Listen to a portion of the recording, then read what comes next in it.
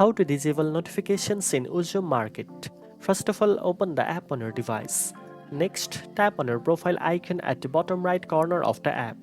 This will open the account and app settings menu. Here you will see the notification section. This section shows all notifications related to order updates, promotion, and app alerts.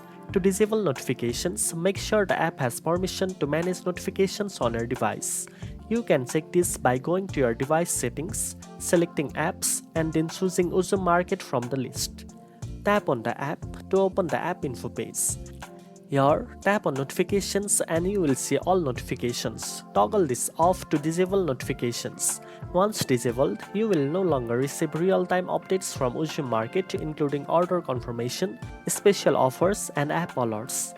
Disabling notifications ensures you won't be interrupted by app notifications while still using the app.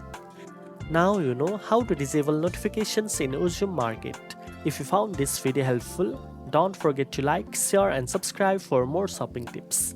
Thanks for watching, and I'll see you in the next one.